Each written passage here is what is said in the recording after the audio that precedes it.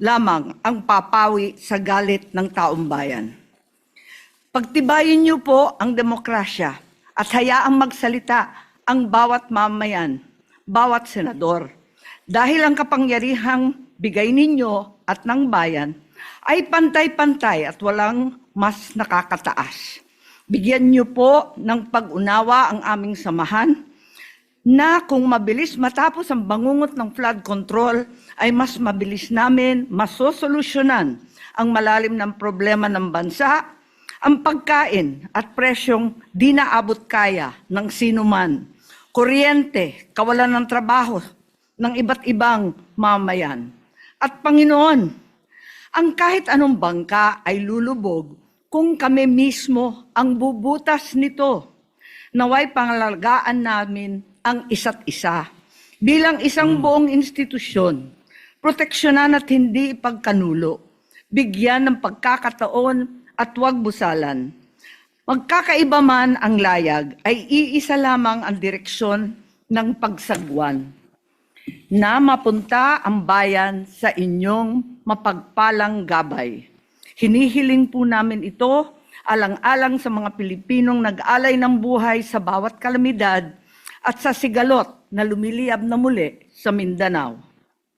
Naway, maisapuso naming mga senador na para sa kanila ang bawat desisyon at aksyon na aming gagawin. Kaawaan sana tayo ng Panginoon. Amen. The Secretary will please call the roll. Roll call of members. The Honorable Senator Aquino, Senator Cayetano Alan, Senator Cayetano Pia, Senator De La Rosa, Senator Ejercito, Senator Escudero, Senator Estrada, Senator Gatchalian, Senator Go, Senator Ontiveros, Senator Lacson, Senator Lapid, Senator Legarda, Senator Marcoleta, Senator Marcos, Senator Padilla, Senator Pangilinan, Senator Tulfo Erwin, Senator Tulfo Rafi, Senator Villanueva, Senator Villar Camille, Senator Villar Mark, Senator Zubiri. The Senate President is present. With 21 senators present, the chair declares, it's 22. With 22 senators present, the chair declares the presence of a quorum. Thank you. Majority Leader. Thank you very much, Mr. President. Mr. President, I move that we dispense with the reading of the journal of the 37th session, Monday, January 26, and consider the same as approved. I so move, Mr. President. Any objection? Hearing none, the journal is approved. Mr. President, I move to proceed with the reference of business. Secretary will proceed with the reference of business. Resolutions. Resolution 207, resolution honoring and commending Ms. Rodora Alcaraz for her extraordinary heroism, selflessness, and courage in saving her employer's infant child and elderly mother during the deadly Hong Kong fire, and for exemplifying the noble character and sacrifice of Filipino overseas workers by Senator Lapid. Referred to the Committee on Rules. 208, resolution honoring the life and legacy of Rosa Rosal, celebrated Filipina actress and humanitarian, and expressing the profound condolences of the Senate of the Philippines to her family and loved ones by Senator Lapid.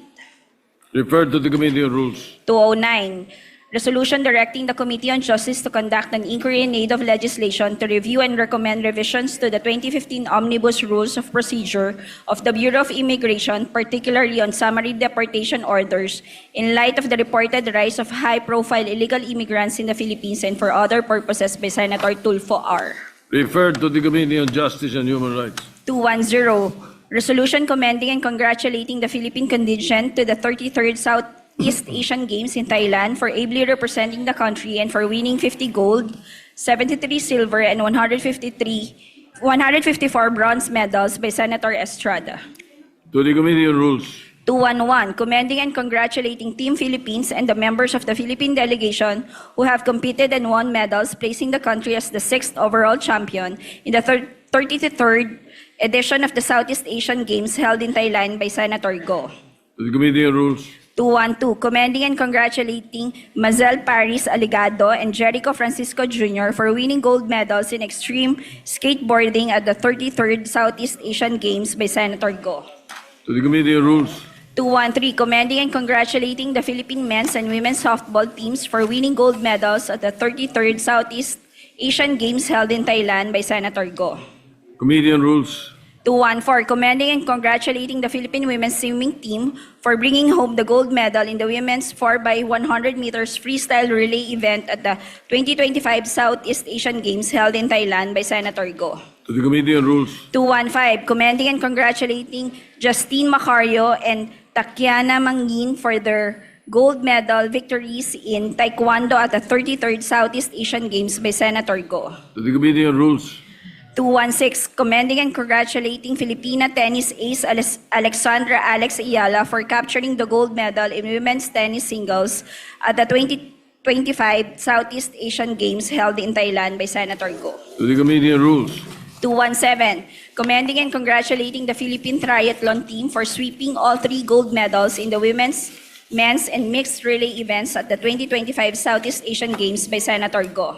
To the Committee on Rules. 218, commending and congratulating the Elrin Ando for winning the gold medal in women's 63 kilogram weightlifting event at the 33rd Southeast Asian Games held in Thailand by Senator Go. To the Committee on Rules. 219, commending and congratulating Denver John Castillo for bringing home the gold medal in the men's under-19 windsurfing event at the 2025 Southeast Asian Games held in Thailand by Senator Go. To the Committee on Rules. 220, commending and congratulating Gabriel Thomas Dinet for capturing the gold medal in the men's wrestling event at the 2025 Southeast Asian Games held in Thailand by Senator Go.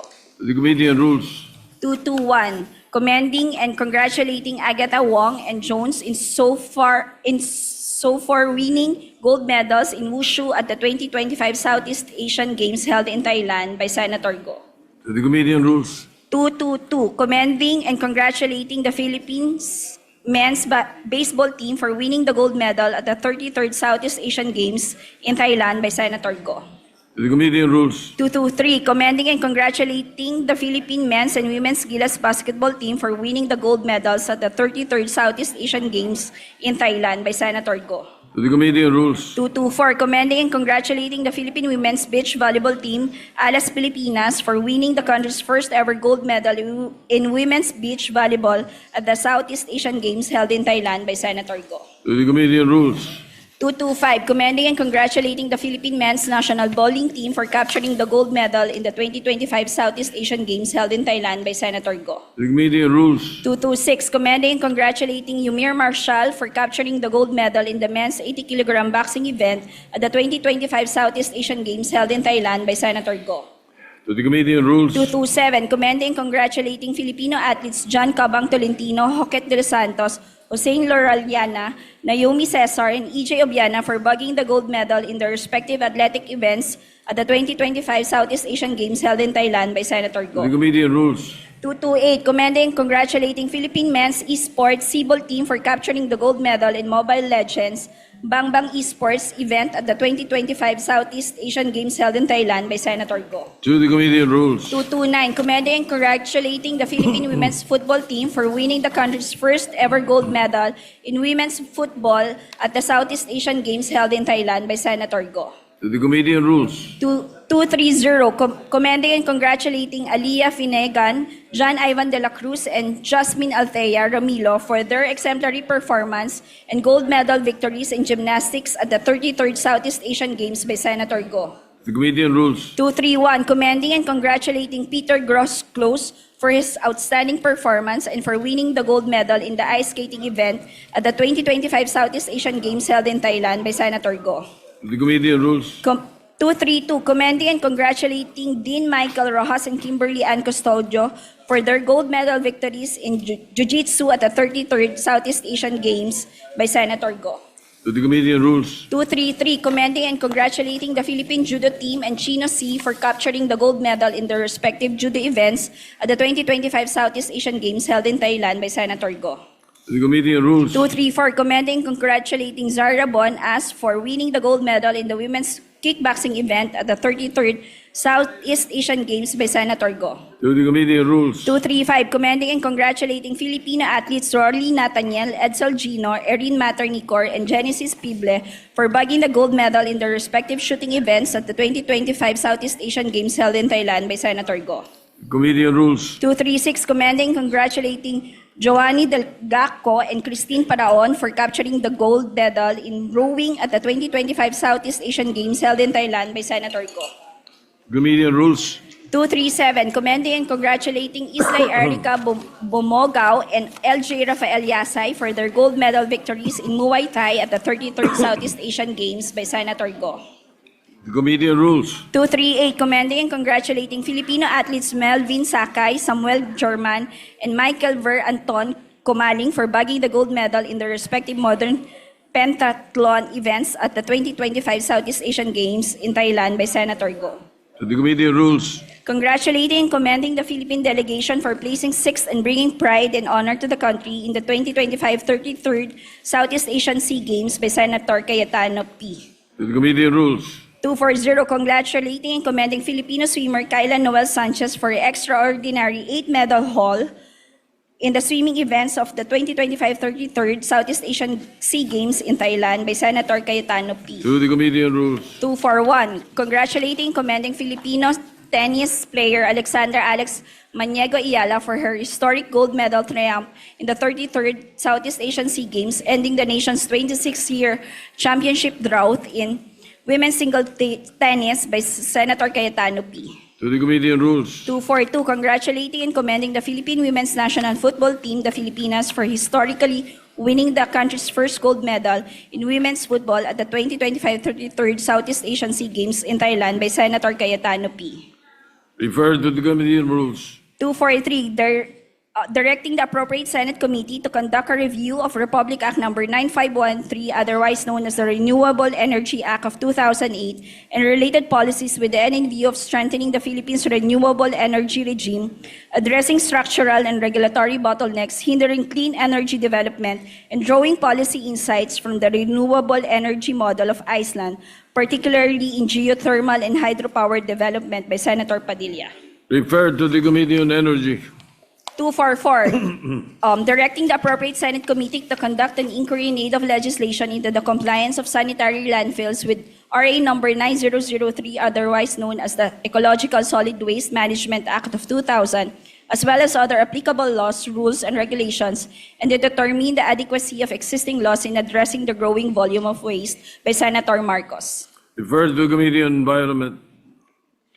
245, congratulating and commending Alizon Ali Ruiz for her historic feat as the first Filipina open water swimmer to complete the 23-kilometer Bohol to Cebu Channel by Senator Cayetano P. The Committee on Rules. 246, commending and congratulating Philippine men's and women's softball teams for winning gold medals in the 33rd Southeast Asian Games in Thailand by Senator Estrada. The Committee on Rules. 247, commending and congratulating the Philippine women's football team for winning the historic first gold medal in football in the 2025 Southeast Asian Games in Thailand by Senator Estrada. The Committee on Rules. 248, commending and congratulating the Gilas Pilipinas men's and women's basketball team for winning gold medals in the 33rd Southeast Asian Games held in Thailand by Senator Estrada. To the Committee on Rules. 249, commending and congratulating the Alas Pilipinas women's beach volleyball team for winning the country's first ever gold medal in the sport in the 2025 Southeast Asian Games in Thailand by Senator Estrada. To the Committee on Rules. Majority Leader.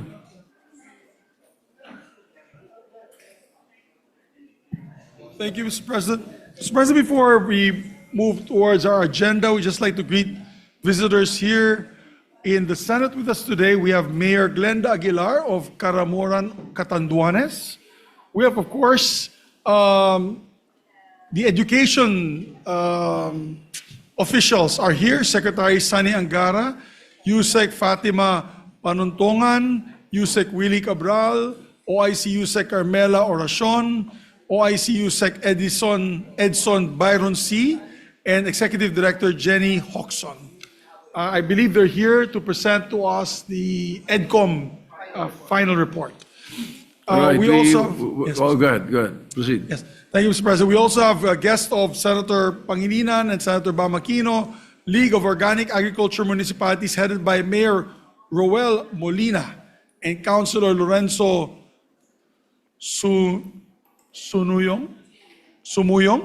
and former Congressman Lawrence Waknan from Kalinga. And we also have with us from Bao Camarines Sur, Vice Mayor Jonathan Cugahon, and Board Member Nadia Ong, 1st District of Northern Samar, guest of Senator Win Gatchalian. May we recognize them, Mr. President? Congrats and welcome them to the Senate. Thank you. We welcome all our guests to the Senate and the former Chairman of Finance, Secretary Sani Angara, and earlier the former Senate President Coco Pimentel was with us. So we welcome all of them back to the Senate this afternoon. Thank you, Majority Leader. Thank you very much, Mr. President. Mr. President, maybe we can ask for a minute suspension so that I think they're greeting the former colleague. Just a 1 minute. Session suspended.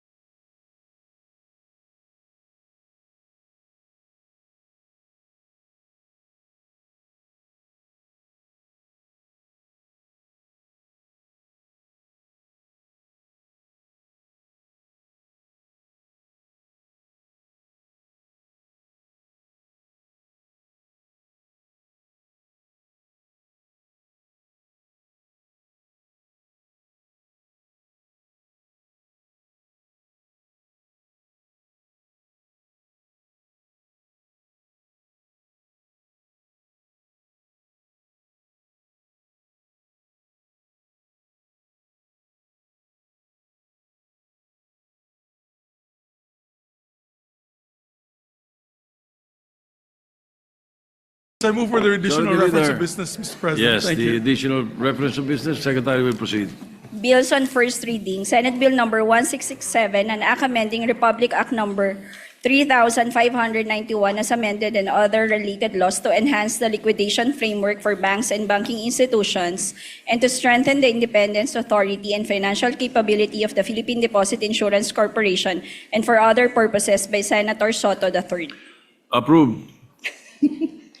I mean, referred to the Committee on Banks, Government Corporations, and Ways and Means. 1668, an act mandating the use of health rating system on the labels of packaged food products by Senator Tulfo R. Referred to Committees on Health and Trade.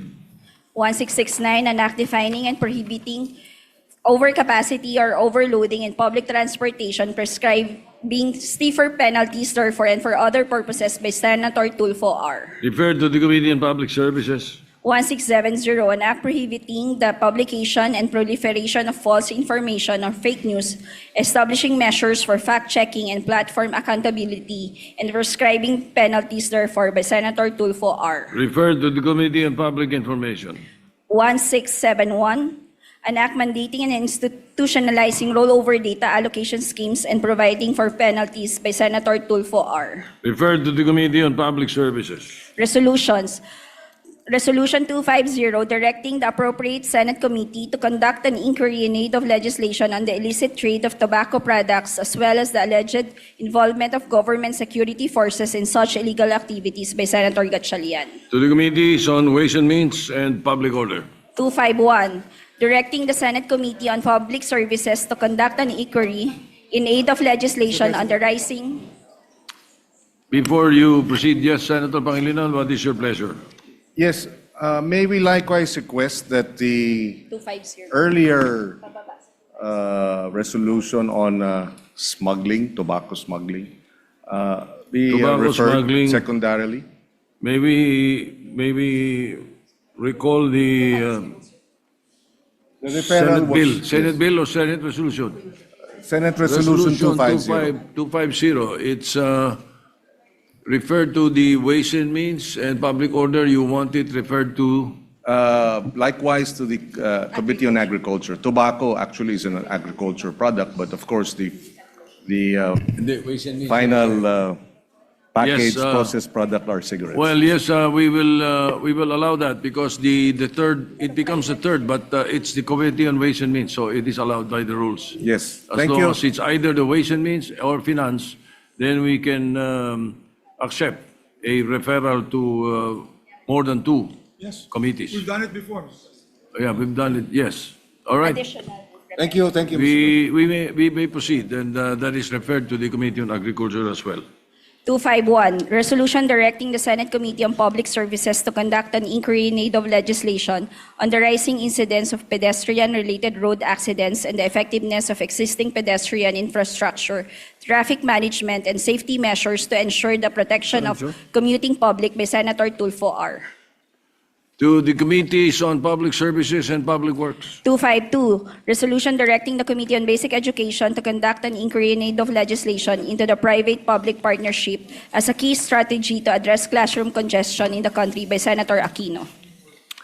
Referred to the Committee on Basic Education. 253, directing the Committee on Science and Technology to conduct an inquiry in aid of legislation into the challenges brought on by rapid technological advancements in the information technology business process management industry by Senator Aquino. To the Committees on Science and Technology and Labor. 254, directing the Senate Committee on Urban Planning, Housing, and Resettlement to conduct an inquiry in aid of legislation into the continuing housing insecurity and threats of displacement faced by urban poor communities and the implementation of government housing and resettlement policies by Senator Aquino. Referred to the Committee on Urban Planning, Housing, and Resettlement. 255, congratulating and commending the Philippine team and their coaching staff for their exceptional performance at the 33rd Southeast Asian Games, winning 50 gold medals, 73 silver medals, and 154 bronze medals by Senator Villanueva. To the Committee on Rules. 256, resolution expressing the sense of the Senate in condemning recent public statements issued by the Embassy of the of the People's Republic of China concerning Philippine officials and institutions, and affirming the right of the Republic of the Philippines to assert its sovereign rights in accordance with international law, introduced by Senators Pangilinan, Soto III, Lacson, Zubiri, Tulfo E., Hontiveros, Tulfo R., Gatchalian, Legarda, Ejercito, Aquino, Estrada, Lapid, Villar C., and Villar M. Referred to the Committee on Rules. Majority Leader.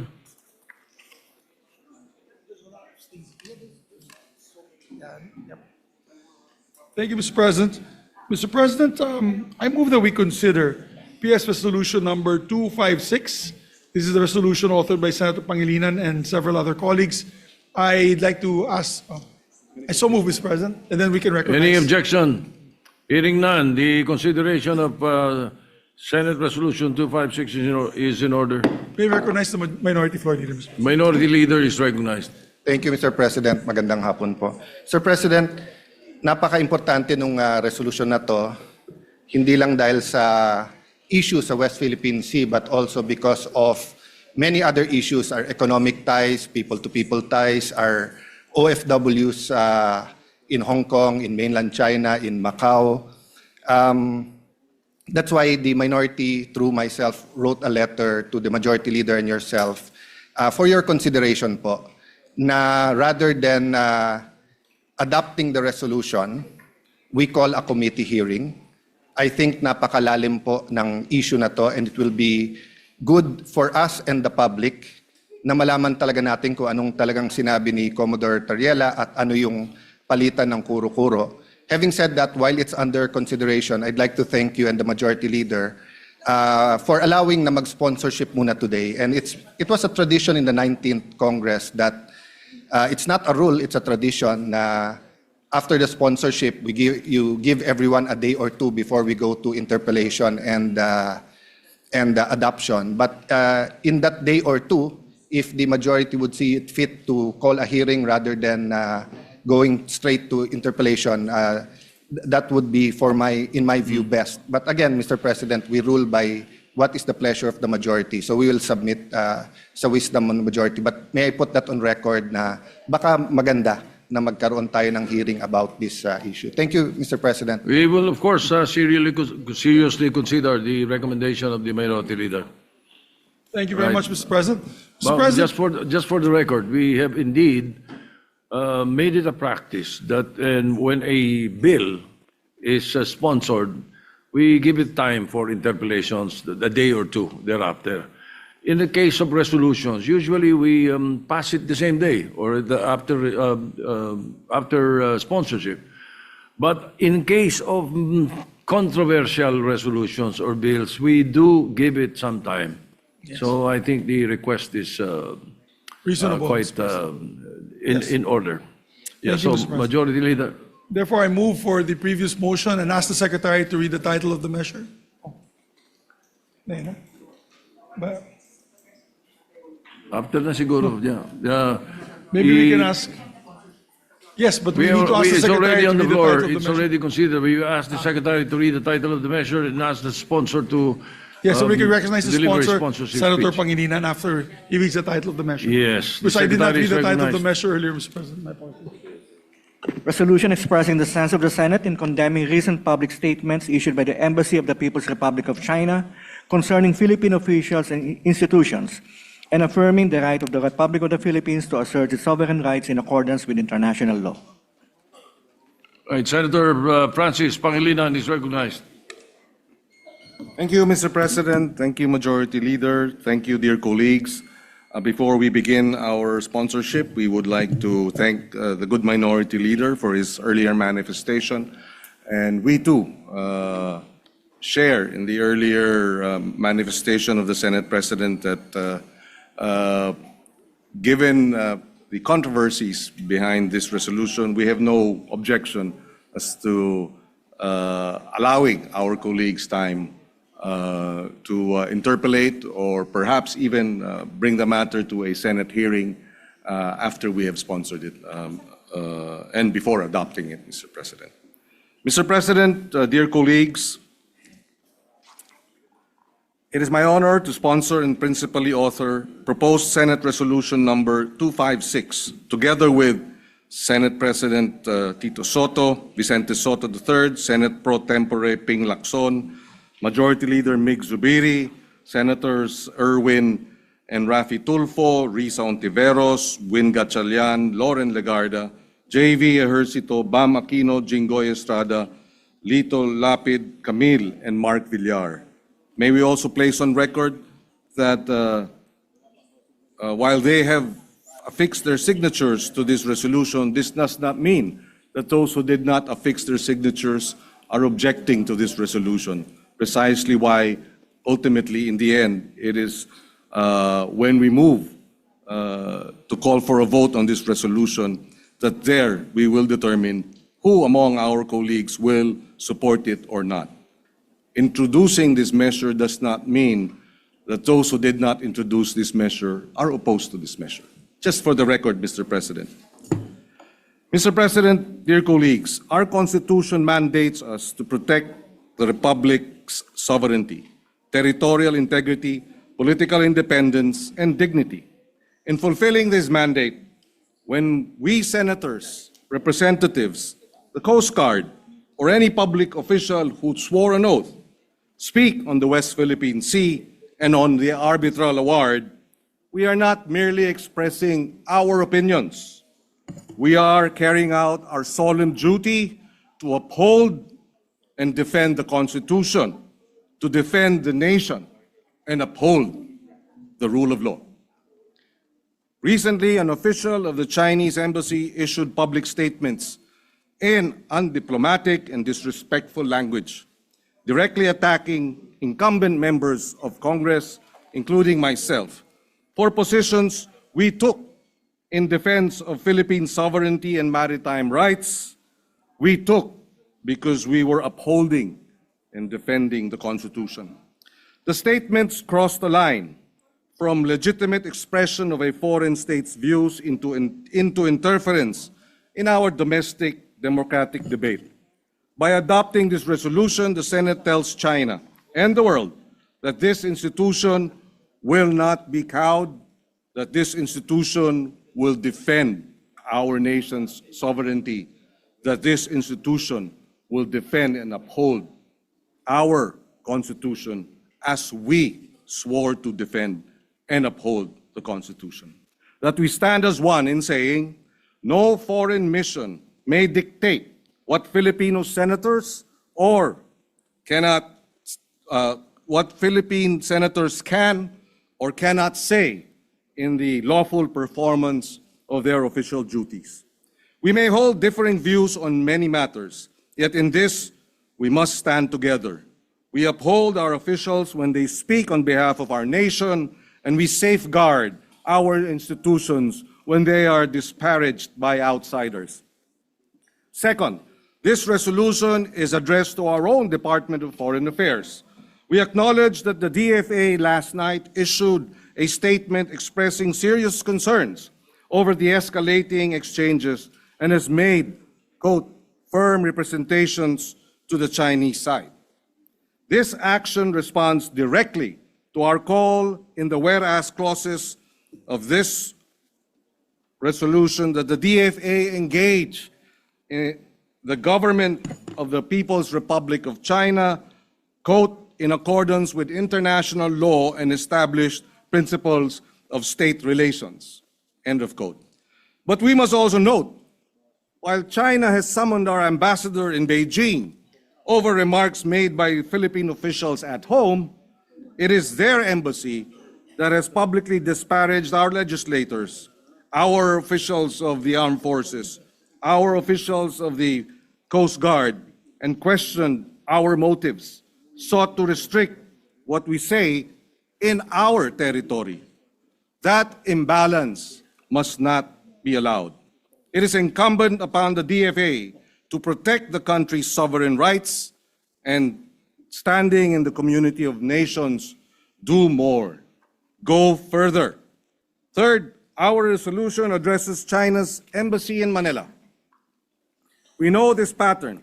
The harsh public statements against Philippine officials are part of a wider strategy to harass and to intimidate those who defend our maritime rights, to discredit our legal victory before the arbitral tribunal under UNCLOS and to reverse the reality that their 9-dash line claim an absurd position of claiming 90% of the West Philippine Sea and the South China Sea, or 500,000 square kilometers of our exclusive economic zone. We cannot allow this to pass. At sea, this strategy manifests as dangerous maneuvers, water cannon attacks, ramming and blockades against our vessels, and attacking our fishermen, harassing them in the West Philippine Sea. In words, it manifests as propaganda, disinformation, and now direct attacks against senators, Coast Guard officers, and other public servants. We know their goal: to make the Philippines doubt itself, to make the international community doubt the rulings, to employ the divide and rule strategy by dividing our people and making our people fearful, and to pressure us into accepting so-called arrangements that quietly erode what we lawfully possess. So we say this with firmness, but without hatred. This is not the job of a diplomatic mission. The role of a diplomatic mission is, above all, to practice diplomacy, to assist nations in overcoming disputes, to clarify and to bridge differences. It is not to provoke, not to disparage, and certainly not to insult and threaten those who speak for their country. Despite everything, it is with optimism that we expect that the Embassy of China to return to that proper role. The arbitral award will not disappear. The 9-dash line has been rejected. That reality cannot be reversed by trolling, by insults, or by pressure. Accept that the international law, particularly the UNCLOS, of which China is a signatory to, applies to all member states, that all parties need to work toward mechanisms that respect every claimant's country's sovereign rights and legitimate interests. We also thank the international community for their steadfast support of the rule of law, affirming the arbitral award and the Philippines' sovereign rights, as well as rights over our exclusive economic zone, for consistently calling out China on its escalating aggressive behavior in the West Philippine Sea. Pero higit sa lahat, ang resolusyon na ito ay para sa buong sambayanan. Sa ating mga mangingisda na naapektuhan, tuwing nagsasalita kami sa bulwagang ito tungkol sa ating karapatan sa ilalim ng pandaigdigang batas, kayo ang aming ipinagtatanggol. Pinagtatanggol ang karapatan ninyong mangisda ng malaya sa ating karagatan ng walang takot. Sa ating Coast Guard at Armed Forces, kasama ninyo ang Senado sa nananinindigan. Saludo kami sa inyong tapang at hindi namin kayo pababayaan. At sa lahat ng ating mga kababayan, lalo na sa mga kabataan, mahalaga ang ating relasyon sa China, pero sa ating kapayapaan, sa presyo ng pagkain, sa trabaho, kaya naman batas at diplomasya ang dapat pinipilit ipairal. Pero alam nating hindi pag-aatubili ang sagot sa mga bully, hindi nabibili ng pananahimik ang kapayapaan, at hindi nagtataguyod ang batas ng pag-aamo-amo. Respeto, paggalang, yan ang pinakamahusay na sandigan ng isang matatag at maayos na relasyon ng dalawang mga bansa. Ito ang gustong tiyakin ng resolusyon na ito. But beyond this resolution, we propose a way forward. As this year's chair of ASEAN, the Philippines has the opportunity to help conclude a rule-based, fair, workable, and lateralized mechanism on the conduct of parties in the South China Sea. We believe that such code of conduct be firmly anchored in international law, including UNCLOS and the principles reflected in the arbitral award. We ask our neighbors, partners, and allies, support the Philippines initiative, support ASEAN's effort to support a region where disputes are managed by law and dialogue, not by insults, bullying, force, or threats. Ngayon, sa panahong tumitindi ang pandaigdigang tensyon, sinisiguro ko magkakasangga tayo.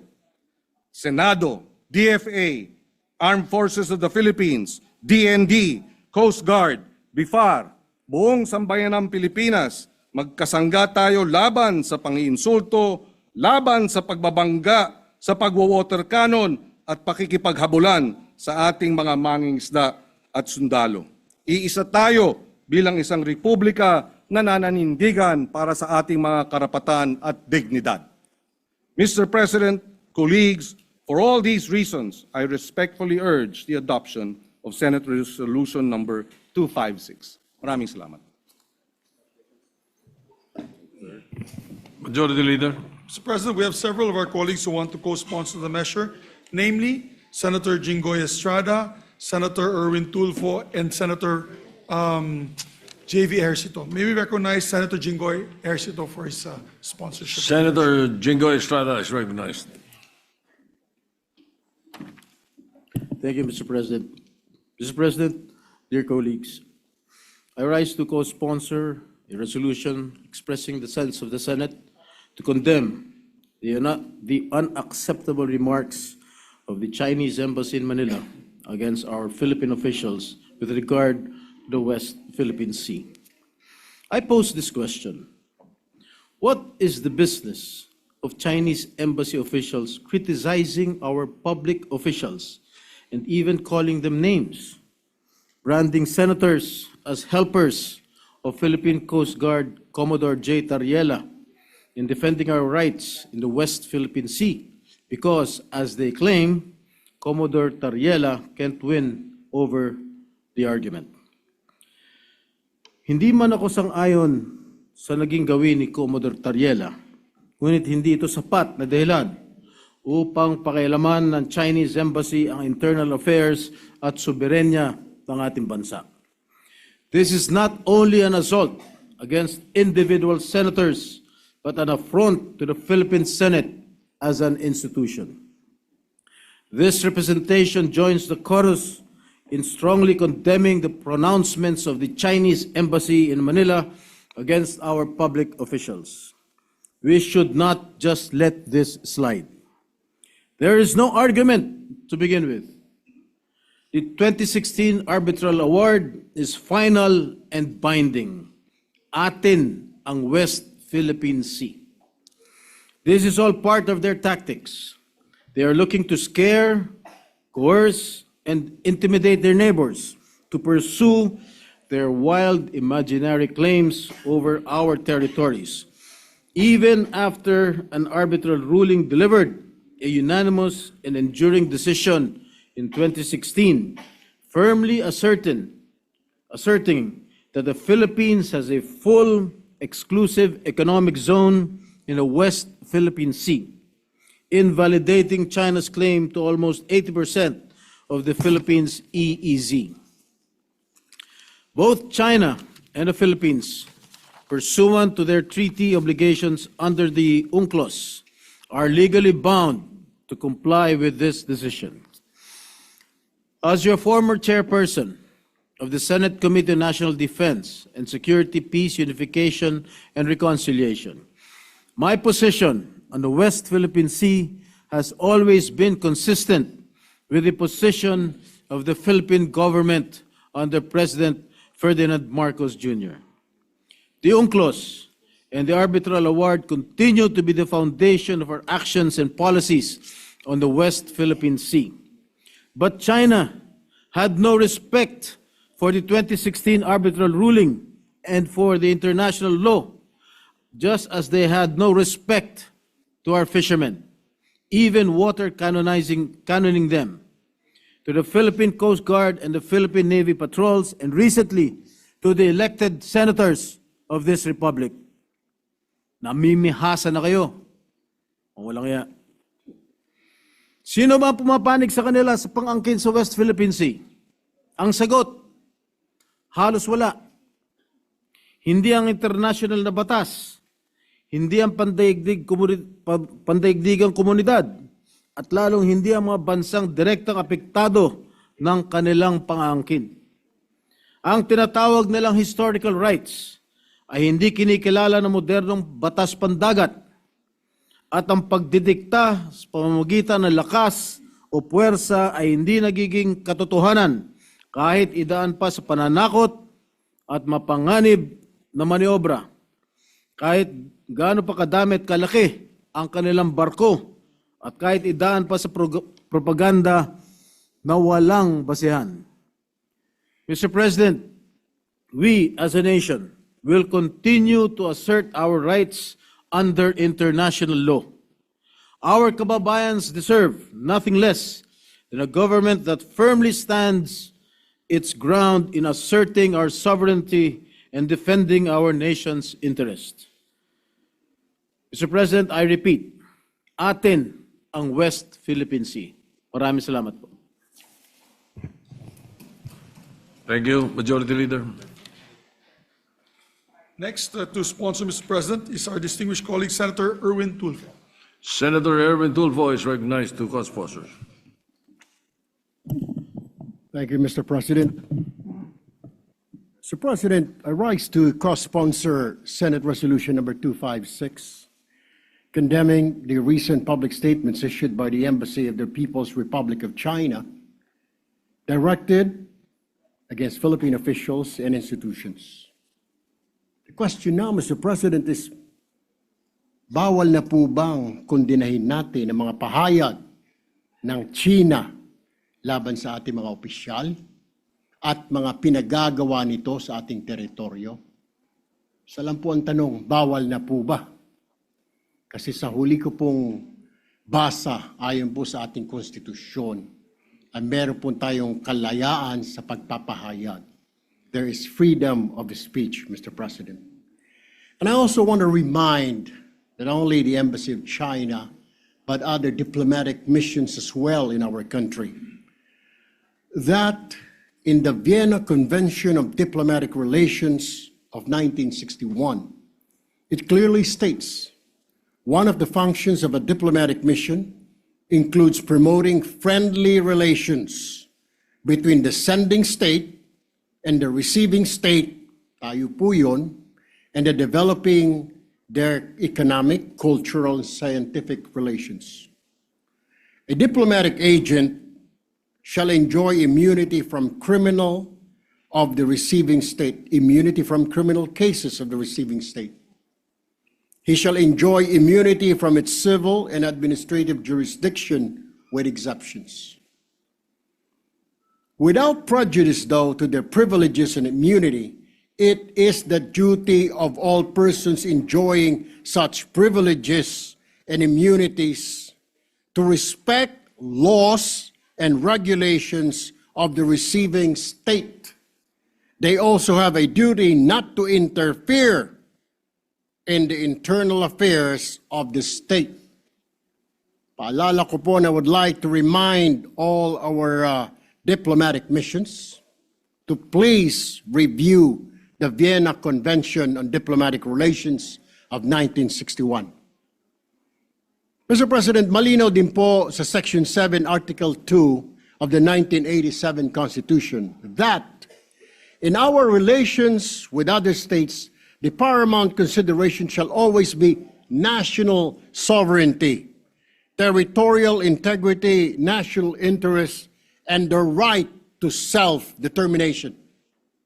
For years, the Philippines has acted with restraint and good faith. We have pursued peaceful negotiations. We have exhausted legal remedies and diplomatic processes. We have chosen dialogue over confrontation, law over force, and cooperation over conflict. But despite these efforts, China continues to engage in acts that intimidate and harass our fisher folks, endanger our Coast Guard, and question the authority of our institutions. Let me be clear, Mr. President, our commitment to peace does not mean acquiescence. Our preference for diplomacy does not mean silence in the face of bullying. We will not tolerate statements or actions that demean our officials, undermine our sovereignty, or erode our national dignity. There comes a time when a nation must speak with clarity and firmness. And that time is now, Mr. President. It is time to stand for our country, to defend our people, and to assert peacefully but firmly that the Philippines will not be treated as less than an equal.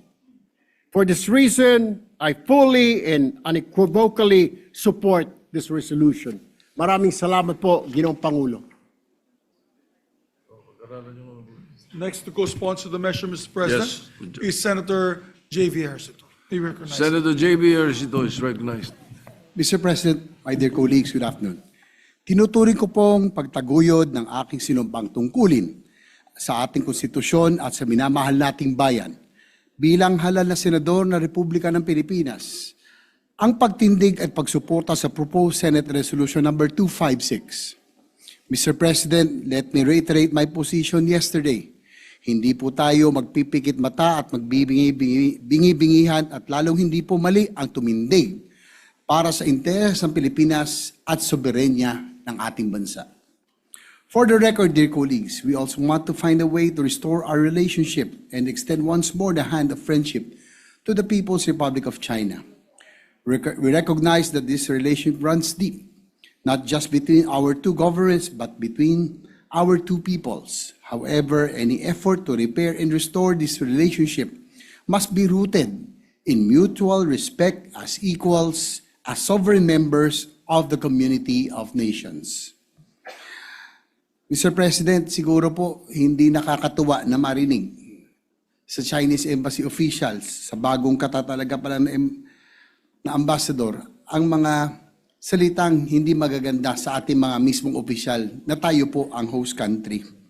Kung ganito po ay dapat siguro ay hindi pa naman natin idideklara person ng grata, pero kung ganito ay sana'y palitan po siya dahil hindi nakakatulong sa tensyonado ng sitwasyon ng ating bansa. Ang ambassador sana po ay dinadaan sa diplomasya para maayos, maging maganda ang relasyon ng China at Pilipinas. Pero kung ganito po, ang pag-uugali at karakter ng bagong ambassador ay hindi po makakatulong sa relasyon ng China at Pilipinas. Mr. President, the arbitral award that was hard-won under the legal framework of the United Nations Convention on the Law of the Sea, or UNCLOS, is a fact that international law that no amount of coercion or distortion can erase. And our friends from the People's Republic must come to understand that asserting our rights as a sovereign nation is not provocation, nor is it a duty that will shirk from even in the face of forceful intimidation. Tinataguyod po natin ito para sa mga mangingisdang Pilipino na halos araw-araw hinaharap ang pananakot ng pambobomba ng tubig ng mga dambuhalang barko ng mga dayuhan para lamang makapangisda sa sarili nating karagatan. Para din po ito sa ating po mga Coast Guard na binubuli ng mga mas malalaking barko mula sa China. Kasama po ninyo ang representasyong ito at ang inyong Senado sa matatag na pagtindig para sa bandila, para sa bayan. Dahil ang sa Pilipinas ay sa Pilipinas at hindi natin kailanman isusuko ang ating kasarilan. Maraming salamat po, Ginoong Pangulo. President, Majority Leader. we have two other colleagues. Senator Raffy Tulfo would like to insert for the record his sponsorship of the measure, as well as Senator Lauren Legarda. Both will insert to the record. Senator Raffy Tulfo and Senator Lauren Legarda. Lauren Legarda. Yes, Mr. President. All right, so inserted into the records. And we'd like to recognize our distinguished Deputy Majority Floor Leader, Senator Risa Ontiveros, to also give a manifestation. Senator Risa Ontiveros is recognized.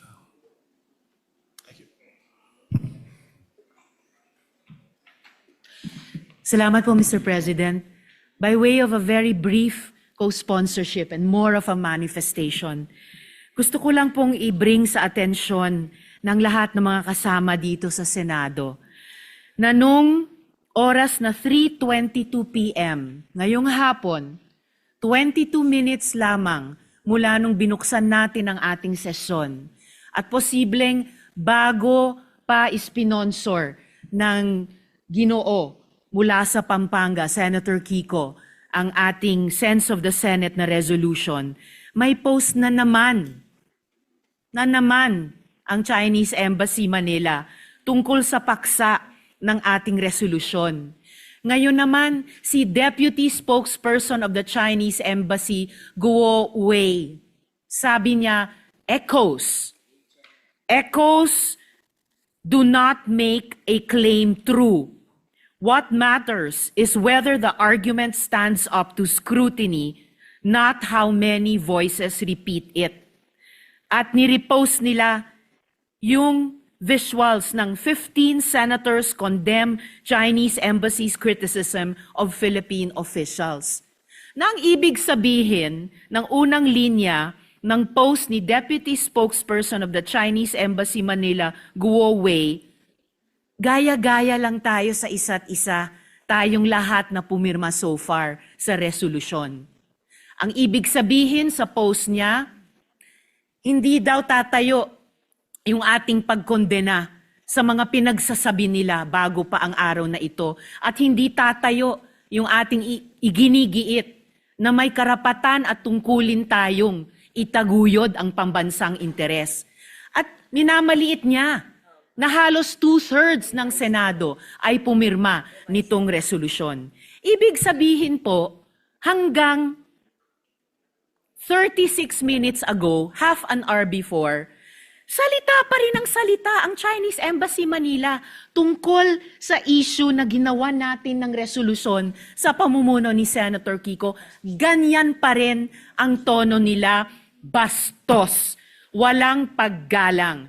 At gusto pa rin nila sila ang masusunod. Hindi lang sa dagat ng Pilipinas, hindi lang sa social media ng Pilipinas, pati sa Senado ng Pilipinas. Kaya saganang akin lamang po, Mr. President at mga kasama, yang ganyang consistent na pambabastos, walang pagrespeto, napaka-undiplomatic na stance, saganang akin lamang po, ay lalong nagbibigay ng urgency na maaprubahan ang ating resolusyon. Salamat po, Mr. President. Before anything else, allow me to first associate myself with the manifestations of the principal sponsor, Senator Pangilinan, and the other sponsors and our colleagues.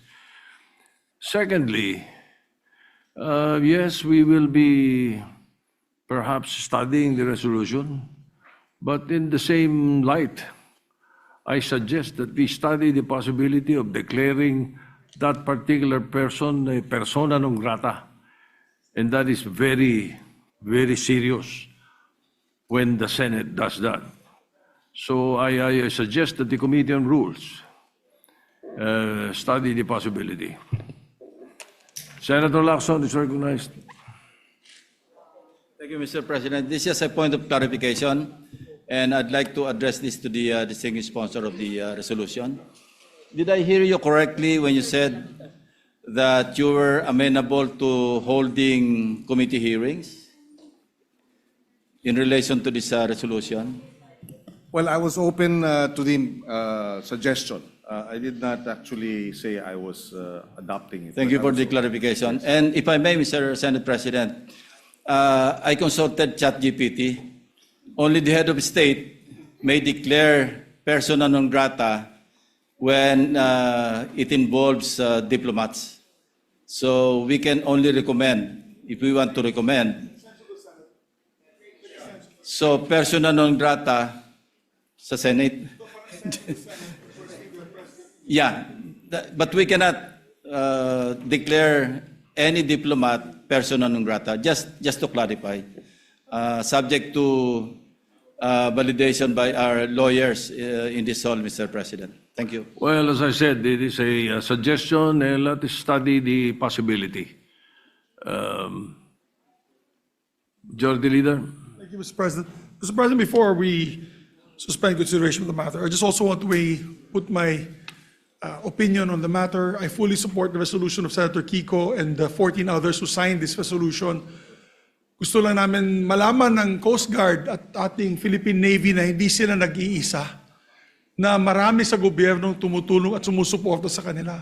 At sa tingin ko, buong bansa, kung magpa-survey po tayo, 90%, Mr. President, maybe 90+% of the Filipinos support our Coast Guard in protecting our islands that have been declared internationally, not just by us, but internationally as our territory, Mr. President, our exclusive economic zone. So when I was Senate President, I echo the same voice as my colleagues here today. I just want to add that voice, that very loud voice, condemning all these acts being done to our Coast Guard and our Navy in the West Philippine Sea. And the fishermen, lalong-lalo na po, hirap na hirap ang ating mangingisda dito sa pangyayaring ito. So we support the resolution, we support our colleagues, we support our men and women in the field, in the oceans, defending our national sovereignty, Mr. President. So maraming salamat sa sponsors, Senator Kiko, and all those who co-sponsored. But to give our other colleagues a chance to read and study the resolution, let's limit it possibly, Mr. President, with the permission of the body, on discussions on the floor. Let's just do debates and interpellations. No need to bring it up to a committee hearing and then we'll have an extended firefight in the committees, the committee level. I think the debate can actually be done on the floor. Let us discuss the positions on the floor, Mr. President. And then let us debate amongst ourselves what is the best course forward for our people and for our sovereignty, Mr. President. And therefore, to all our colleagues, maybe some time to study the measure, I move that we suspend temporarily the consideration of PS Resolution 256 that we can take up on another day, maybe tomorrow, and start the debate, Mr. President. And let's act on it the soonest para pakita natin po sa taong bayan ng Senado ay nag-iisa, nagkakaisa para sa soberenya ng ating bansa. Yes, I think 24 hours is good enough for us to study the measure. Senator Pangilinan is Yes, just a very brief manifestation. Mr. President, if after studying the proposal of the Senate President and that the Senate Majority Leader deems it necessary to file a Senate resolution expressing the sense of the Senate that the President should declare the deputy spokesperson as persona non grata, we will support the measure, Mr. President. Thank you. Thank you, Senator Pangilinan. Majority Leader, yes, the motion is to suspend Yes, consideration. Mr. President. All right, any objection? Hearing none. Consideration is suspended. Thank you, Mr. President. Mr. President, from the topic of sovereignty, now let us discuss the very important topic of education. We have with us here the education experts behind us, including our distinguished former colleague, Senator Sonny Angaros, now Secretary of the Department of Education. With that, I'd like to recognize our colleagues. Which one first? We'd like to recognize the chairperson of the, you're the chair now. The chairperson of EDCOM in the Senate, no other than Senator Bam Aquino, to avail of the privilege hour, particularly on the issue on education and the EDCOM, Mr. President. Senator Bam Aquino is recognized. Mr. President, mga kababayan at kapwa ko Pilipino, magandang hapon po sa ating lahat. I rise today to submit the Second Congressional Commission on Education's final report entitled Turning Point, A Decade of Necessary Reform. Alongside this report is the 10-year National Education and Workforce Development Plan, or NATPLAN, 2026 to 2035. Alongside numerous colleagues, we have also filed Senate Concurrent Resolution number 8, adopting the National Education and Workforce Development Plan and the recommendations of the Second Congressional Commission on Education as the 10-year policy framework of the national government for education. And at the right time, we hope that the members of this chamber will support this concurrent resolution. Mula pa po sa unang termino natin, binigyan na po natin ng halaga ang advokasya sa edukasyon. At nung sinimulan po natin ang ating pangalawang termino noong Hulyo, binahagi po natin ang goals ng ating committee sa pag-address ng krisis sa edukasyon. Kasama na po ang pag-address sa nutrisyon, kakulangan ng classroom, kawalan ng textbook at internet connectivity, support for teachers, problems with the learning gap and the curriculum, at saka syempre po ang employability. Matagal po nating painiwala na ang unang hakbang tungo sa reforma ay ang tamang pagtukoy sa mga problema. At dahil po sa EDCOM report, nagagawa po natin ito. Mula po noon, diniin na po natin na ang kailangan ng kabataan at ang ating bayan ay edukasyon at hindi korupsyon. Kaya nais po natin pasalamatan ang ating co-chairpersons, Senator Lauren Legarda, Congressman Roman Romulo, and Congressman Jude Asidre. Kasama rin po ang ating EDCOM 2 commissioners, Senator Alan Cayetano, Senator Win Gatchalian, Senator Joel Villanueva, and our congressional counterparts, Congressman Steve Solon, Congressman Zia Alonte, and Congresswoman Ana Veloso Tuazon. Papasalamatan ko rin po ang ating dating commissioners, Senator Pia Cayetano, Senator Chis Escudero, Senator Coco Pimentel, Congressman Mark Go, Congressman Khalid Dimaporo, and Congressman Pablo John Garcia. Siyempre po, nais rin po natin magpasalamat sa EDCOM team led by Executive Director Dr. Carol Mark Yee, alongside the EDCOM Advisory Council and the Standing Committee members. At siyempre, maraming salamat din sa ating former colleague and former EDCOM Commissioner, now Secretary of Education, Sani Angara, who is with us today. Our Commission on Higher Education Chair, Shirley Agrupis, and TESDA Director General, Kiko Benitez. Isa po sa pinaka-nakakabahalang nailantad ng EDCOM report sa mga nakaraang araw ay ang issue ng proficiency. Ito po ang kahusayan ng isang estudyante, hindi lang po sa pagbabasa o literasiya, pero sa husay sa lahat ng asignatura. Ayon po sa EDCOM, kada akyat ng estudyante sa susunod na antas, bumababa ang kanyang kahusayan. Mula po sa grade 3, kung saan 30.5% ang proficient, bumabagsak po ito sa 0.47% pagdating ng grade 12 o sa huling taon ng senior high school. Out of every 1,000 senior high school graduates, only 4 are truly ready. Nung una ko po itong nabasa, sa totoo lang po, parang nanlamig po tayo. Hindi po ako makapaniwala. Pero sa totoo lang po, ang datos ay datos at ito ang datos ng ating report. At dun po, nakikita natin kung gaano kalala at gaano kalalim ang krisis sa ating edukasyon. Mr. President, pag mababa ang proficiency, apektado ang buong lipunan. Kung hindi marunong makaintindi ng matematika at agham, hindi marunong magbasa at magsulat, hindi rin po sila makakapasok at gagraduate ng high school o ng kolehiyo o makapagtatrabaho ng maayos. Kung magtutuloy po at hindi ho natin aagapan ang krisis sa edukasyon, milyong-milyong pangarap ang mawawala at masasayang. Sa ating pong konsultasyon, narinig po natin ang mga kwento ng mga guro. Para sa isa kong estudyante, sabi po ng isang guro, ang kawalan ng kakayahang magbasa ay kawalan ng kanyang boses. Sabi naman po ng isa pang guro na nakausap natin, ang low proficiency nakita niya sa isang bata na kahit sariling kaarawan at edad hindi po makilala.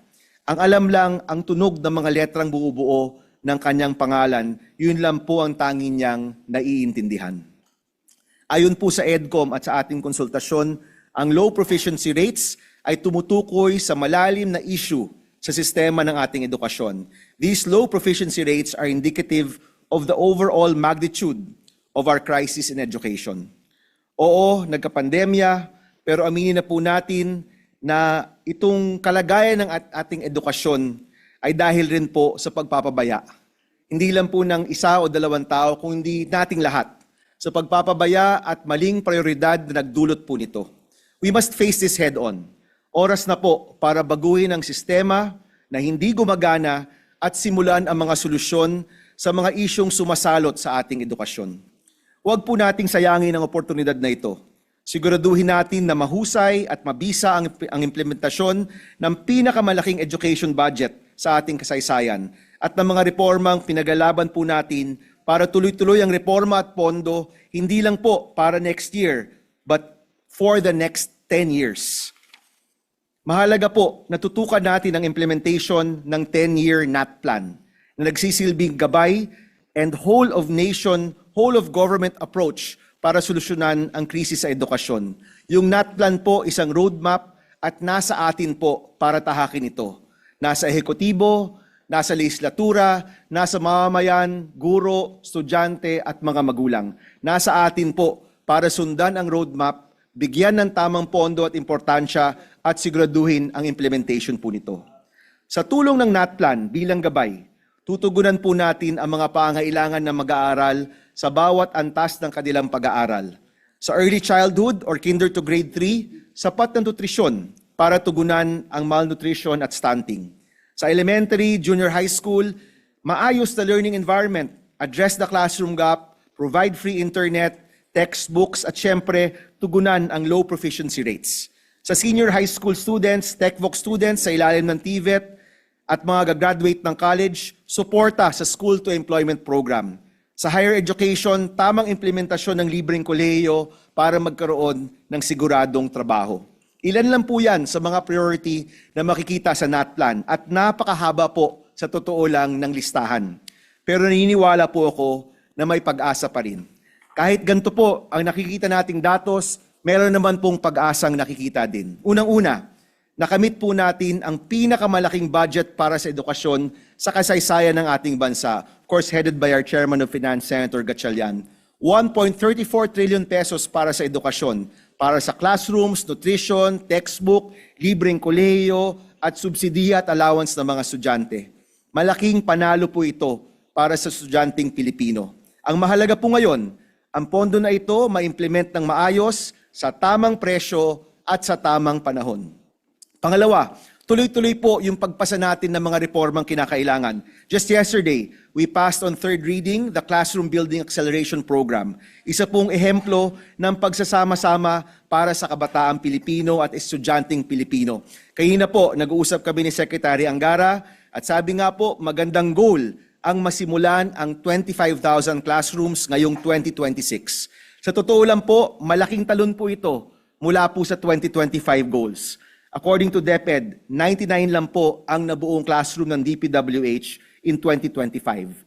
From 99 to 25,000 is a big leap. Pero naniniwala po ako kung tulong-tulong po tayo, kasama ng mga LGU, ng mga CSO, nakatutok ang legislatura, nakafocus ang ehekutibo, kung tulong-tulong po tayo, magagawa po natin ang record-breaking 25,000 classrooms started in 2026.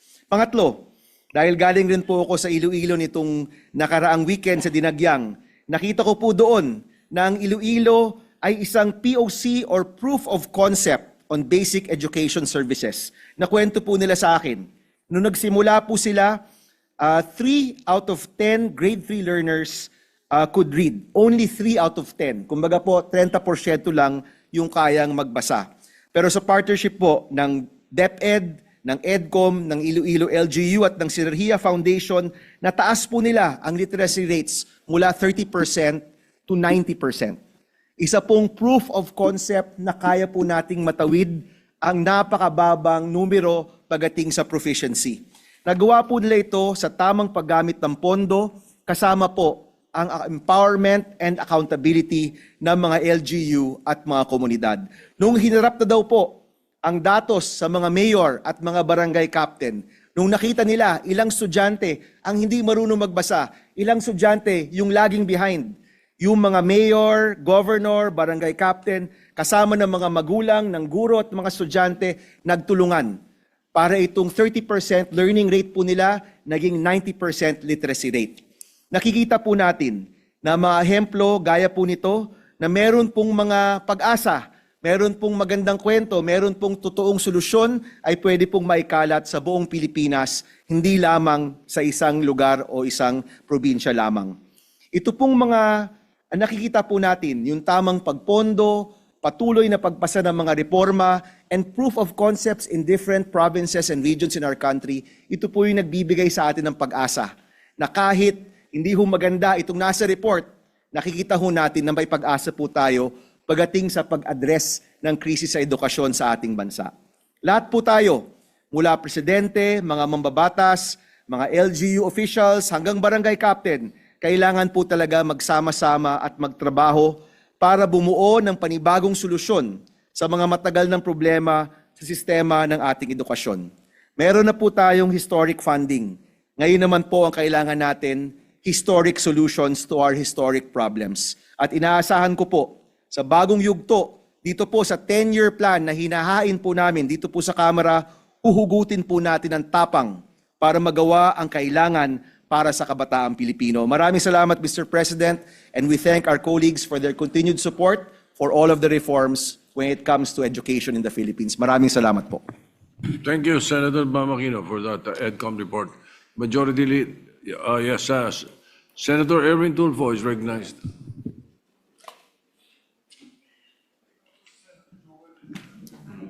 Ginoong Pangulo, mga kasamahan,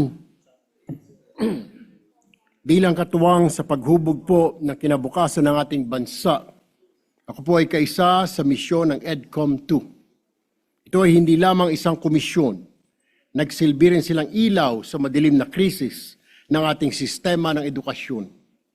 Sa loob lamang po ng 3 taon na patunayan ng EDCOM 2 na ang pagbabago ay hindi lamang isang pangarap, kundi isang planong may konkretong hakbang. Kaugnay nito, nagtitiwala kami sa maigting nagpagbabantay para maisakatuparan ang 10-year National Roadmap na nakapaloob sa Turning Point EDCOM 2 report. Ito ang magsisilbing gabay sa pagpapabuti ng antas ng edukasyon sa bansa. Tayo ay patuloy na umaasa sa mahusay na pamumuno ni Dr. Carol Marquis ng ating DepEd Secretary Sani Angara at sa suporta ng ating mga chairperson, Senator Bam Aquino, Senadora Loren Legarda at sa mga commissioners, Senator Win Gatchalian, Senator Joel Villanueva, gayon din sa patuloy na pagkakaisa ng lahat ng institusyon, mga guro, mga magulang, upang makapaghatid po ng kalidad na edukasyon sa ating mga mag-aaral.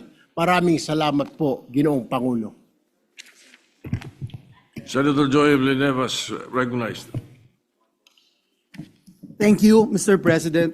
Mr. President, dear colleagues, nais po muna nating magbigay pugay sa ating dating kasamahan at kasama dito sa EDCOM 2, Mr. President, na ngayon ay kalihim ng kagawaran ng edukasyon, Secretary Sani Angara, sa ating ED, Executive Director Carl Mark. Mr. President, ang unang Congressional Commission po on Education was convened 34 years ago in 1991, and this is in response to the deteriorating quality of Philippine education and chronic underinvestment in the sector. That first EDCOM led to the landmark reform of trifocalization, separating the governance of education among the Department of Education, the Commission on Higher Education, and Technical Education and Skills Development Authority. Mr. President, after several decades, the nation once again called for a second Congressional Commission on Education.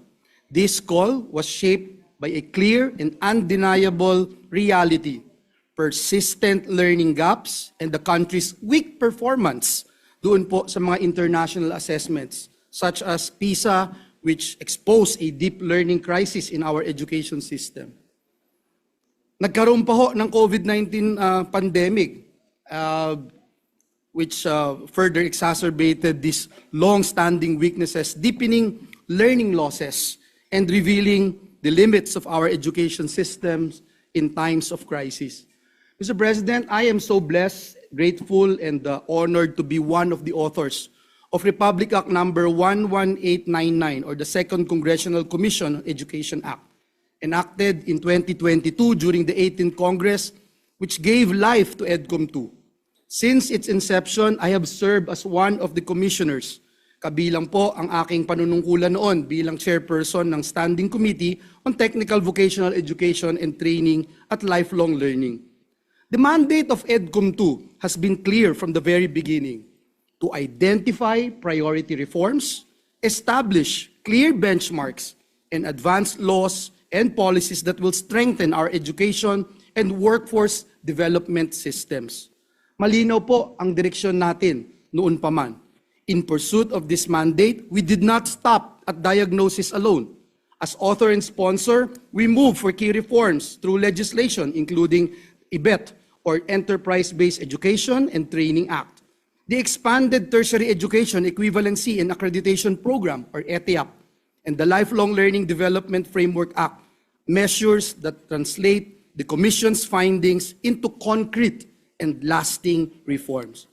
Mr. President, let me end by saying today, as we rise before this plenary to present the final report of EDCOM 2, entitled Turning Point, a Decade of Necessary Reforms, it is clear that we are at a pivotal moment in our nation's history.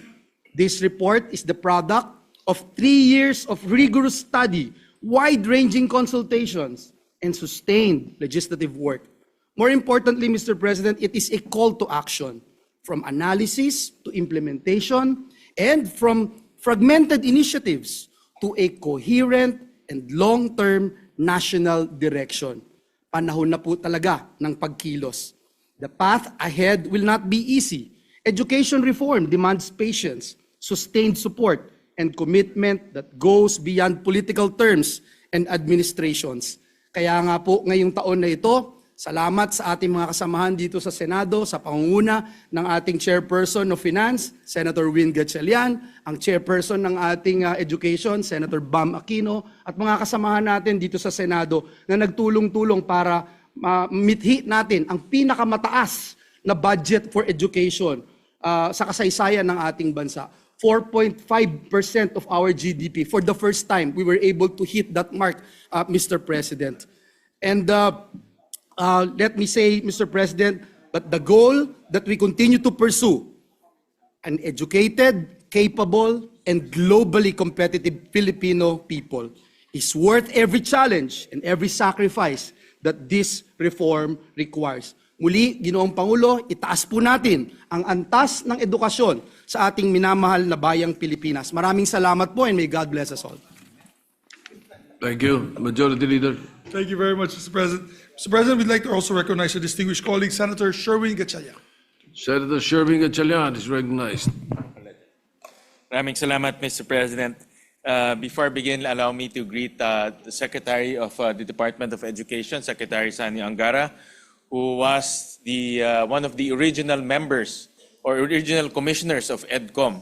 In fact, he filed the first resolution to create the Second Congressional Commission on Education. And let me also greet our Executive Director, Edie Caroli. Mr. President, distinguished colleagues, it is an honor for me to stand alongside you today and beside our friends and fellow education advocates at the launch of the final report of the Second Congressional Commission on Education. The Second Congressional Commission on Education was established in 2022 with the mandate to conduct a comprehensive assessment of the country's education sector and recommend transformative, concrete, and targeted reforms to help the country become globally competitive in education and in the labor market. In the course of its mandate, the Commission conducted a system-wide review of our nation's entire education system.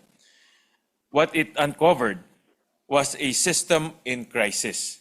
Gaps were everywhere in nutrition, the procurement of textbooks, and the quality of education itself.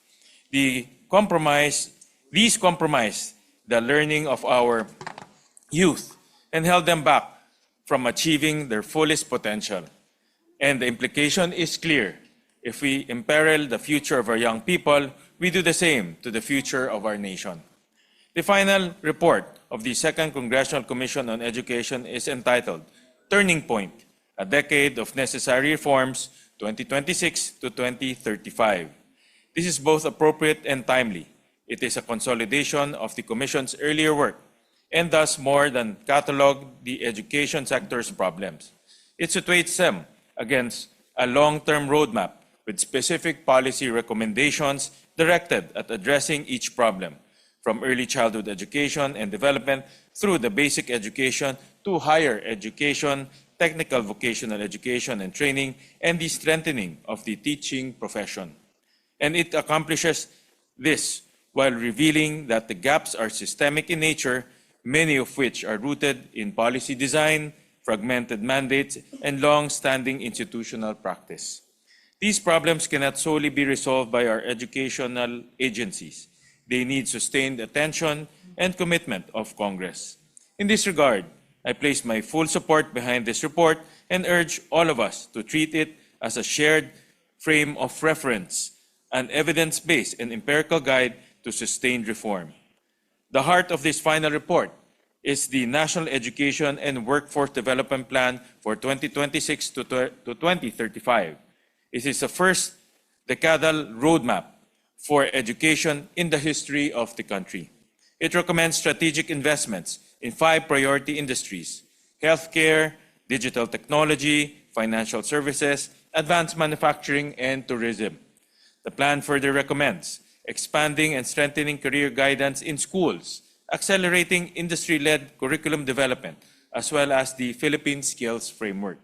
It also recommends pursuing strategic ladderization of NCs to produce higher credentialed graduates, as well as investing in the training and industry practitioners and improving the retention of returning migrants.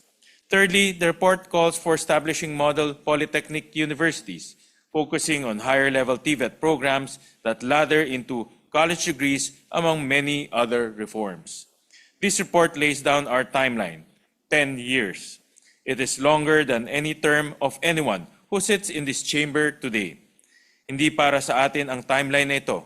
Ito ay para sa mag-aaral na nagsisimula pa lang sa kinder. Ito ay para sa mga estudyanteng hindi pa nakakapasok dahil sa sakit ng malnutrisyon. Ito ay para sa mga guro na kailangan magdoble ng shift dahil sa kakulangan sa classrooms.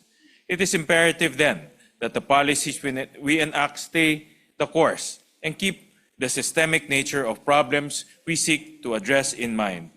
The quote from the report itself: reforms to succeed, they must transcend political cycles and remain firmly anchored on what learners need, not on shifting priorities.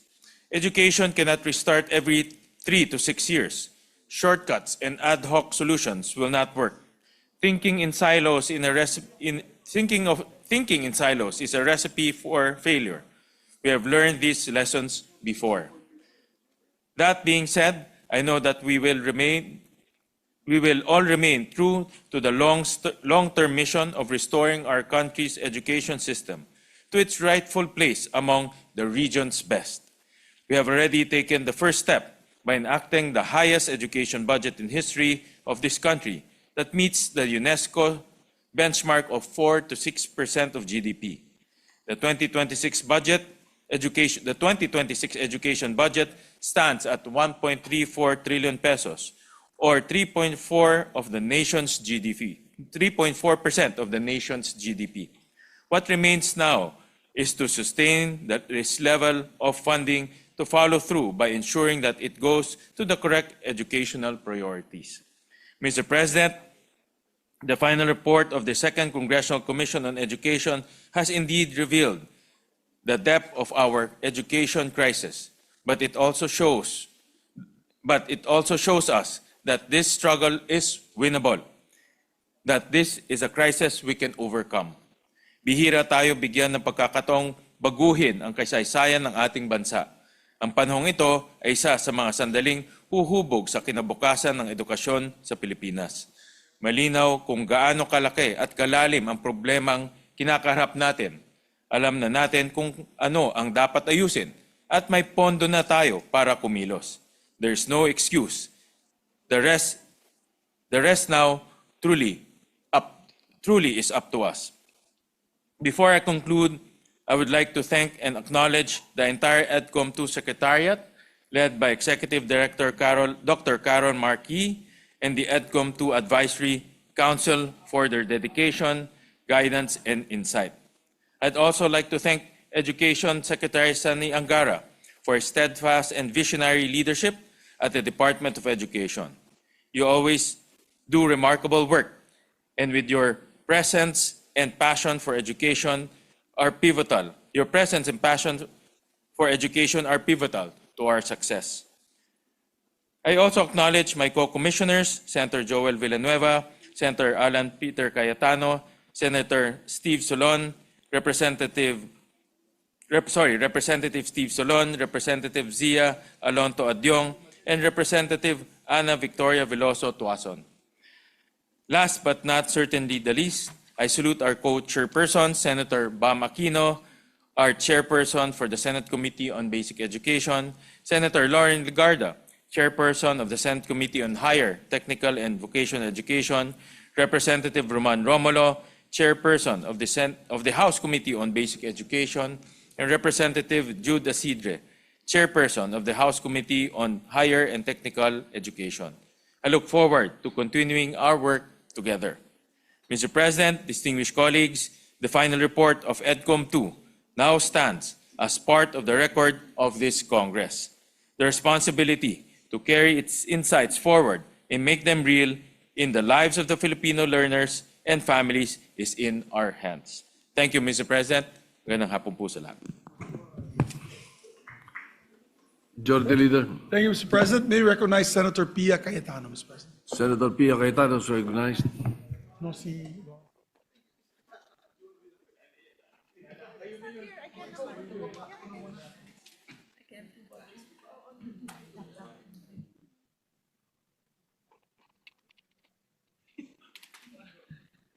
Thank you, Mr. President.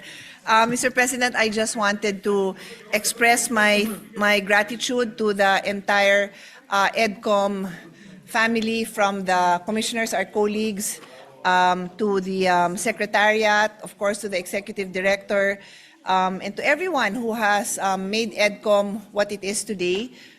They have given invaluable contributions that have helped that not just helped craft the bills, the measures that we have enacted, but have basically been the basis of the measures that we have enacted here. And it has really been, it has been able to provide so much guidance.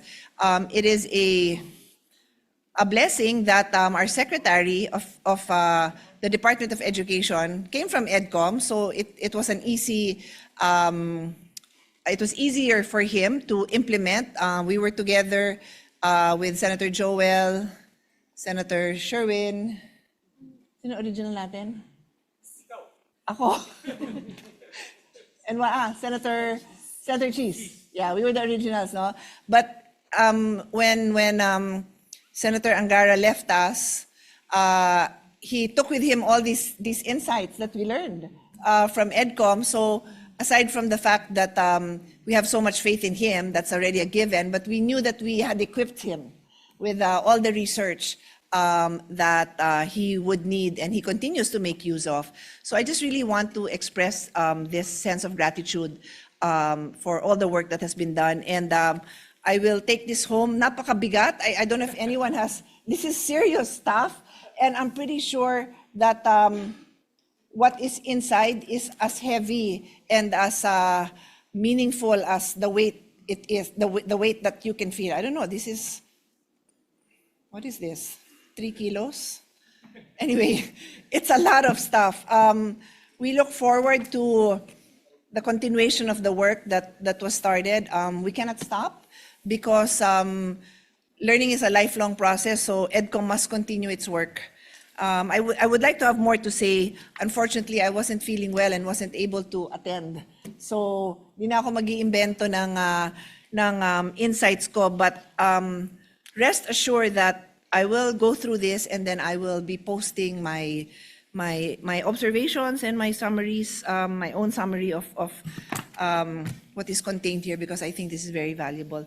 Thank you, Mr. President. I do believe that our children are in good hands, not just with the Secretary, but with all the work that EDCOM has done. Thank you. Senator Lorne Legarda is recognized.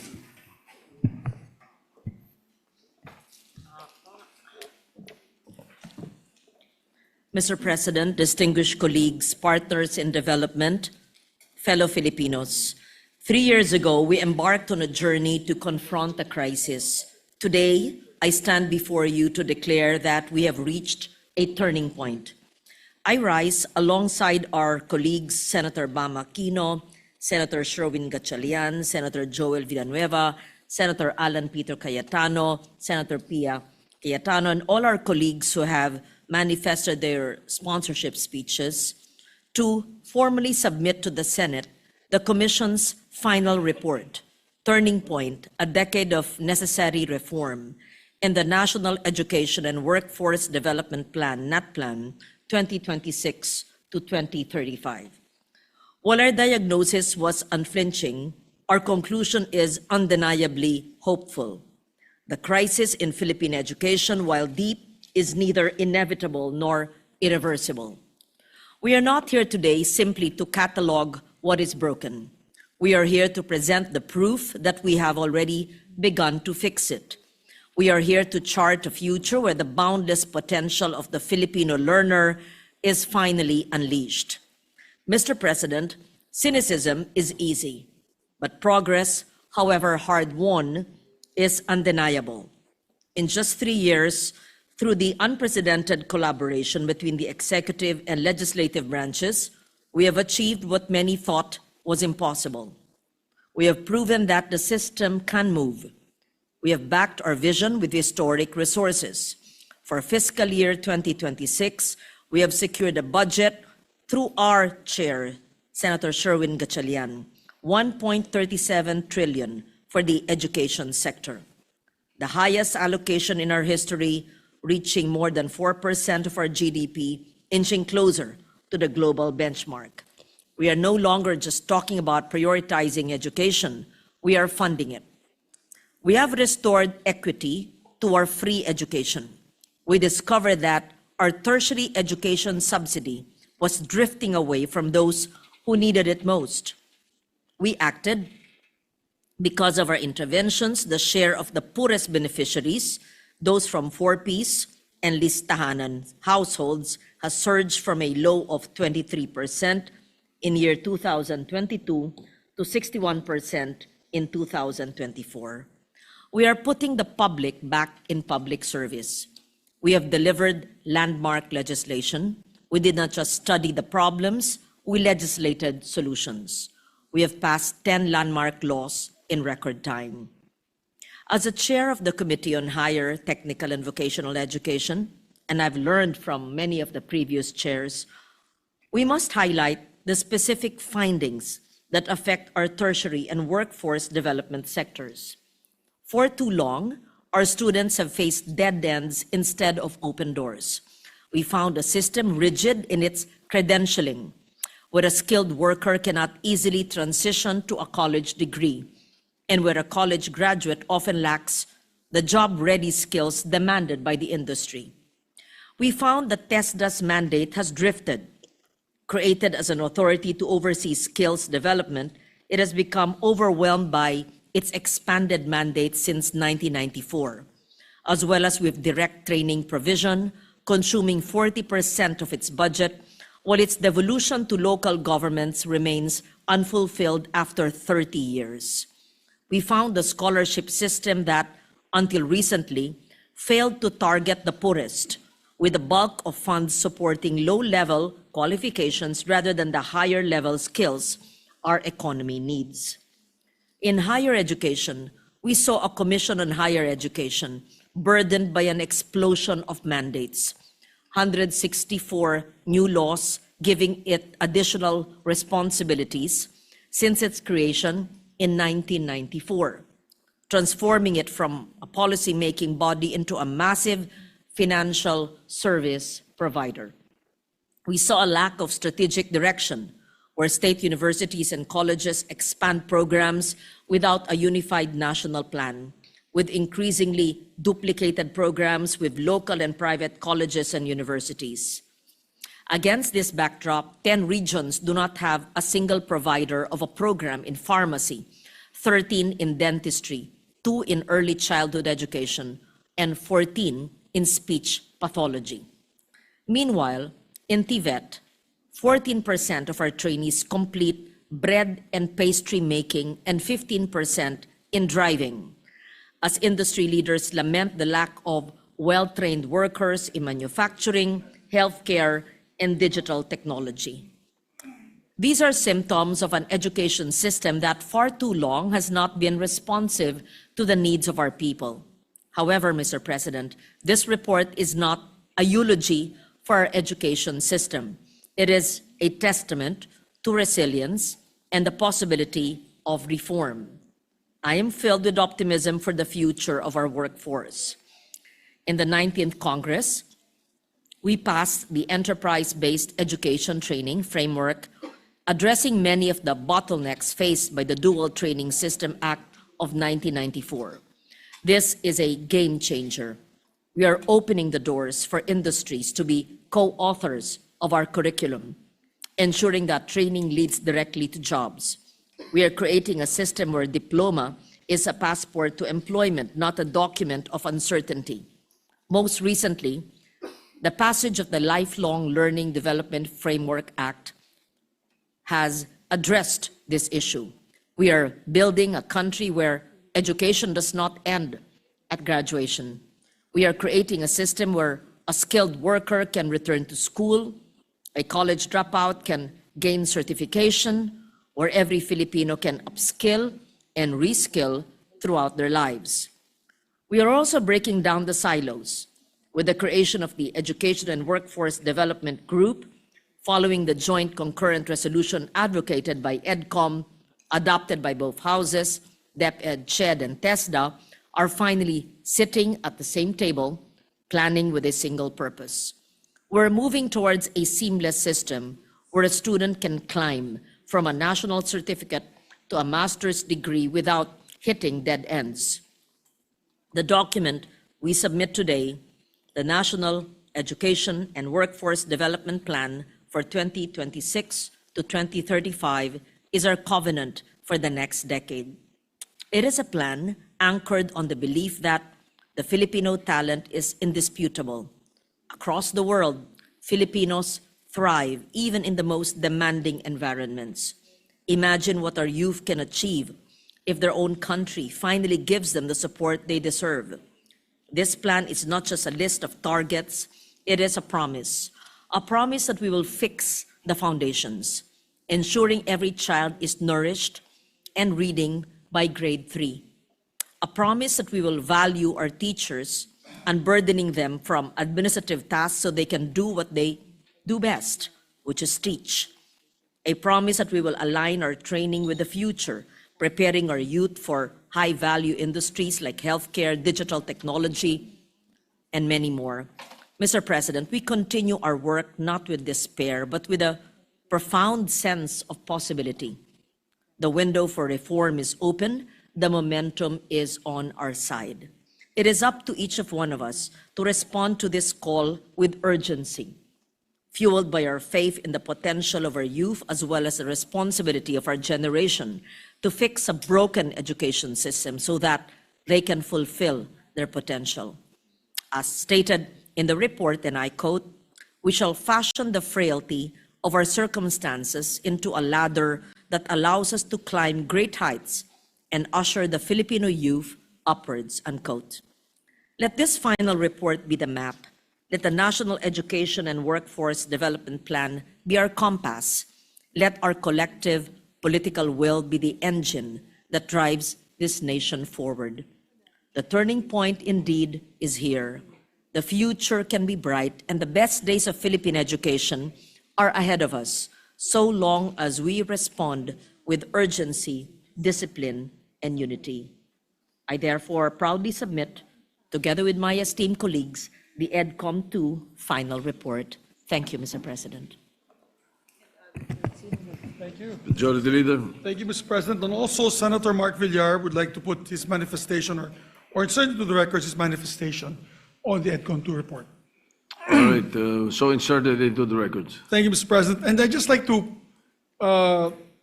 put on record my elation I found in page 441 of the report, of the committee report of EDCOM, that they had highlighted the municipality of ours in Bukidnon, Manolo Fortich, under Joman Alba and Mayor Quino, very progressive leaders. They're highlighting the example on how LGU-led investments in nutrition governance can produce significant improvements in child health, Mr. President. So we're doing Very a good. bit of feeding program with the children there, Yes. and it's been very successful. Together with Del Monte Foundation, I believe, has been supporting them as well as the LGUs. So it shows that every little bit helps. Everyone can help, Mr. President. And I just want to just manifest this short message of mine, Mr. President, for the record. Today I read, unfortunately, I think it was a Facebook story, wherein the grade 7, I think it was one of the recommendations of EDCOM, were saying that the grade 7 levels of reading are not actually being done by grade 7. It's like the grade 7 students, Mr. President, are like grade 5 levels when it comes to reading and comprehension. A lot of that has to do, my dear colleagues, with social media. I just watched the news last night. France is going to start, Mr. President, a ban on social media on children below 16 years old. England is about to do the same, United Kingdom. Also, Australia has already done it. I believe France is also going to do it. Mr. President mentioned France earlier. So there are several countries that want to do it, Mr. President. Maybe it's time to study that option, that we should also ban, because I notice even with my youngest son, Mr. President, the argument every night with my wife is trying to sit him down to read the books that he's supposed to read, the novels that he's supposed to read for his English classes. And it is so difficult for them to sit down in one corner to even just read these books that we used to read, Mr. President, when we were younger. Now everything is 30 seconds. Everything in social media is 30 seconds, 30 seconds, 30 seconds. So we're going to have a generation, Mr. President, the next generation, Generation Alpha, who will not be able to concentrate and be able to solve problems because they just want quick fixes, all quick fixes, Mr. President. Something that we should study further in this chamber. Maybe we could lead on that, Mr. President. I believe these first world countries are doing something right with this ban on social media on children, Mr. President. So I'd like to congratulate EDCOM too on their final report and say a job well done, Mr. President. Therefore, with that, I move that we suspend session for a few minutes to have a photo opportunity with these men and women of EDCOM 2 who really worked hard, all the stakeholders who worked hard to make this happen. And maybe a prayer, Mr. President, a prayer that government will actually follow through with all these wonderful recommendations, comprehensive recommendations made by the committee. Thank you, Mr. President. Yes, we will do so. Again, congratulations. And the session is suspended for 1 Senate minute.